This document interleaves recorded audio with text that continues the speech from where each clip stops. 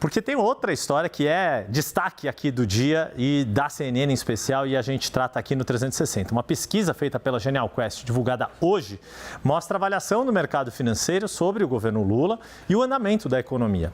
E a gente vai começar pela aprovação de Lula entre os agentes de mercado e você vai ver a diferença. Foram 3 rodadas de pesquisa, é uma metodologia que a Quest criou neste ano. Olha como é que no primeiro trimestre, ali feito em março, 90% com uma avaliação negativa, 10% regular e ninguém não curta esse governo.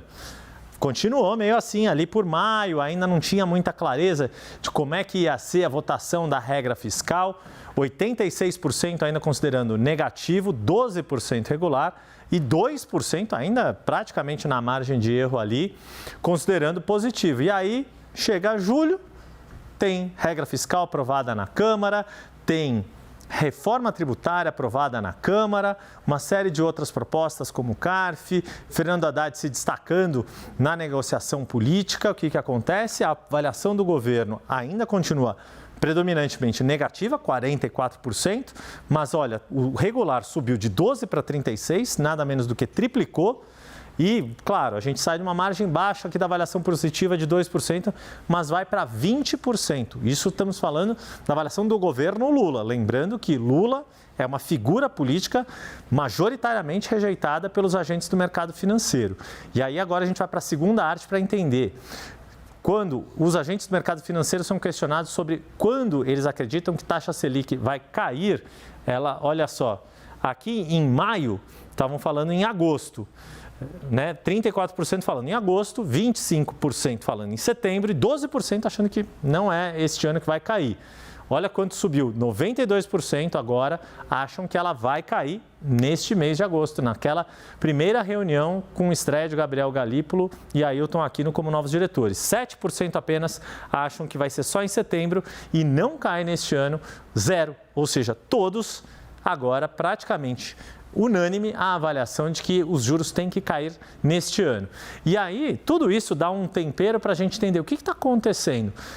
A resposta vai vir na próxima tela, a avaliação do trabalho do ministro da Fazenda, Fernando Haddad. Os que achavam o desempenho do ministro da Fazenda ruim, olha só, a gente estava com 38% de ruim, avaliação negativa, lá em março, continuou nos 37%, mas a gente vê que o regular era 52% e caiu para 37%, ou seja, está esquisito. Mas os positivos tinham subido de 10% para 26%. E aí agora essa arrancadaça que o NACA destacou na abertura do nosso 360. 65%, ou seja, 2 em cada 3 agentes do mercado financeiro tem uma avaliação positiva do trabalho de Fernando Haddad depois de 6 meses de mandato do governo Lula. E a avaliação negativa caiu para apenas 11%. E aí a tela aqui no vídeo já mudou, mas então a gente passa para a próxima porque o regular ali foi para 24%. E aí, qual é a questão? Outra questão importante, foram questionados esses agentes sobre o andamento da economia, o que eles acham da economia, se está num caminho errado ou no caminho certo.